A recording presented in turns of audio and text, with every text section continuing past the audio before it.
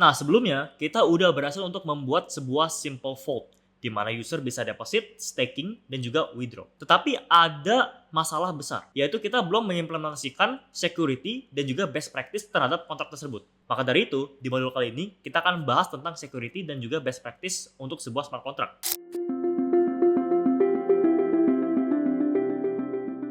Dimulai dari security terlebih dahulu. Kalian tahu gak sih cara yang paling mudah ya untuk bikin smart contract kalian tuh dijebol hacker? Jawabannya reentrancy attack. Kalian bayangin aja mesin ATM rusak, kalian minta duit kalian dikeluarin sama mesin. Tapi sebelum saldo itu dipotong, kalian tuh minta lagi dan lagi sampai ATM-nya kosong. Nah, itu yang terjadi kalau kalian tuh salah urutan coding. Solusinya, kalian pasang aja gembok. In this case adalah reentrancy guard dari OpenZeppelin. Cukup tambahin modifier non-reentrant dari fungsi kalian. Jadi kalau fungsinya jalan, nggak bisa ada yang masuk lagi. Selain itu, pakai pola yang namanya CEI. Checks, Effects, Interactions. Checks dalam artian kalian tuh validasi terlebih dahulu. Punya saldonya atau enggak. Effects, kalian potong saldo di internal. Interactions, baru duitnya dikirim keluar. Jangan kebalik. Kirim duit itu harus selalu yang terakhir. Biar user nggak boros gas, kalian berhenti pakai require dengan pesan yang panjang, karena itu akan sangat boros sekali. Mulai pakai custom errors, karena ini adalah fitur modern yang jauh lebih hemat gas saat dideploy dan dieksekusi. Dompet aman, kontrak juga aman. Nah, sekarang kita bakal implementasikan semua hal tersebut ke dalam simple vault kita, dan kita akan bikin kontrak baru yang namanya secure vault, dimana kita akan implementasi ulang untuk kontraknya dengan security dan best practice yang tentunya akan membuat kontrak kalian lebih bagus. Let's go. Oke, sekarang kita bakal lanjut untuk implementasi security dan juga best practice ke simple vault kita dan mengubahnya menjadi secure vault sekarang. Oke, jadi aku udah buka remix aku juga di sini. Bagi kalian yang belum ngikutin buat tutorial live coding simple vault dan juga mock SDC yang sebelumnya di modul ke-5, kalian bisa buka dulu ya modul ke-5 dan juga ikutin dulu codingannya agar kalian bisa langsung ikutin live coding modul hari ini. Jadi di sini aku langsung aja ya bikin file baru aja. Aku kasih nama securevault.sol. Kita bakal copy aja semuanya dari simple vault ya. Kita copy ke secure vault dan aku bakal ngubah ya nama kontraknya menjadi secure vault. Oke.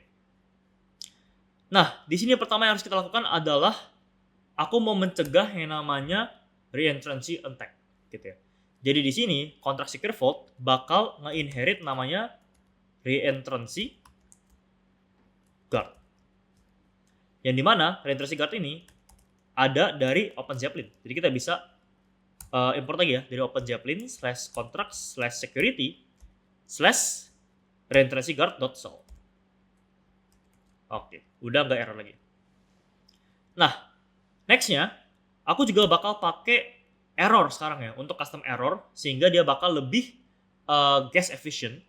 Jadi kita bakal declare dulu semuanya error yang diperluin ya. Pertama ada invalid amount kalau duitnya kurang ya. Nextnya juga ada invalid lock time kalau misalnya mereka itu kasihnya itu bukan dalam waktu hari gitu. Oke, ini salah. Kita kasih lagi error ya. No balance to withdraw. Jadi memang yang ada duitnya gitu ya. Defaultnya. Terus next juga ada error tokens lock. Jadi belum waktunya ya. Unlock time, dia bakal kasih parameter unlock time juga. Terus ada error insufficient balance. Ini I-nya gede ya. Supaya naming convention-nya bagus. Insufficient balance. Insufficient contract balance ya. Contract balance. Oke. Nextnya itu adalah error kalau dia tuh transfer failed. Oke. Nah, ini adalah ada 6 error yang kita bakal apply di sini ya. Nah, nextnya adalah kita juga butuh event ya sekarang. Karena nanti aku juga bakal implementasi ini ke dalam front end-nya gitu ya. Deposit ya. Pertama ada event deposit ya, karena kita cuma punya 2 function, deposit sama withdraw. Jadi bakal ada 2 event. Pertama, dia butuh address index user. Nextnya, dia juga butuh uint 256 amount ya. Untuk duitnya berapa yang dia deposit.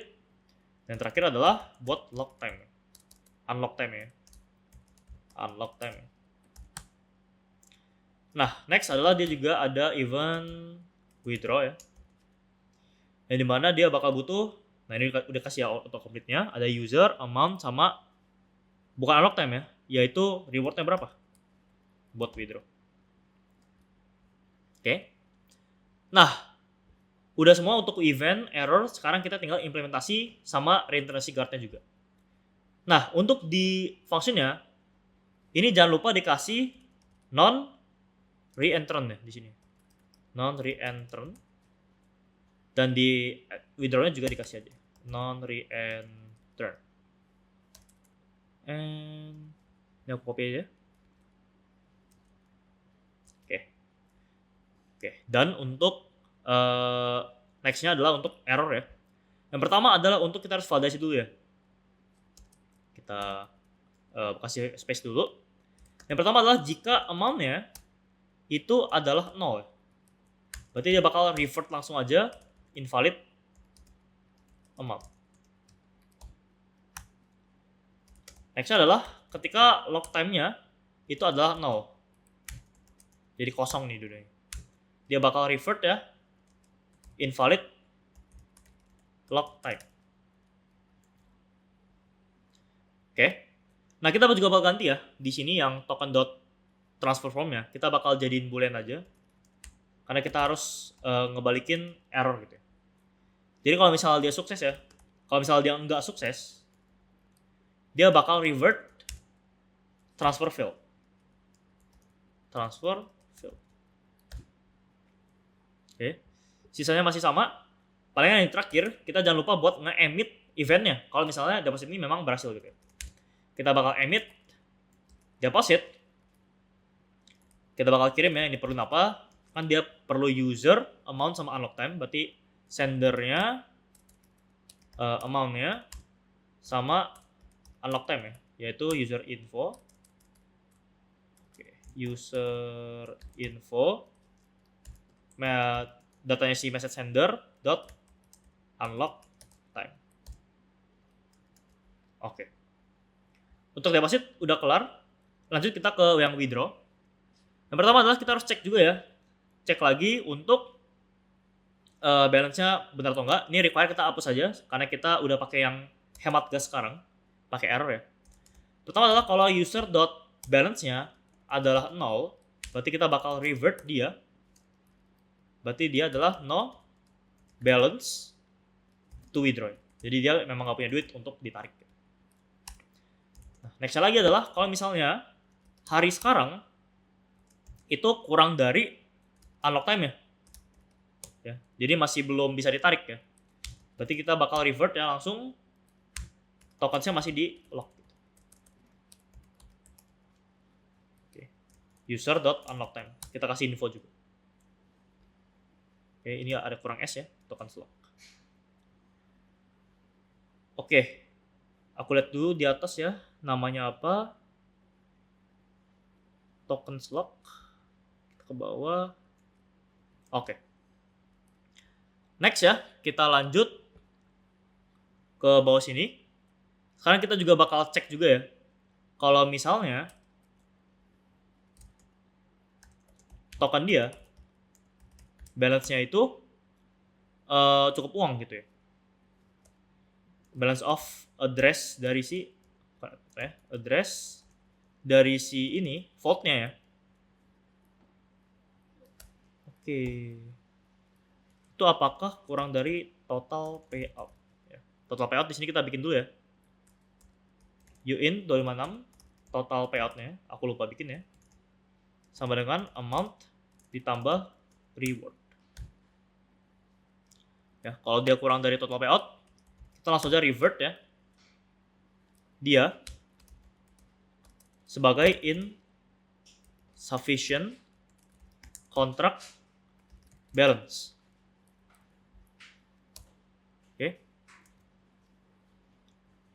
Next-nya, kita juga bakal implementasi untuk CI ya, CI, Checks, Effects, and Interaction. Kita bikin balance-nya 0, duration-nya 0, dan juga unlock time-nya juga 0 gitu ya. Jangan lupa. Nah, baru terakhir kita transfer ya. Menurut dengan CI, transfer itu harus di terakhir ya. Jadi ini kita hapus dulu. Ya. Kita ke bawah, kita ubah jadi bool sukses juga ya.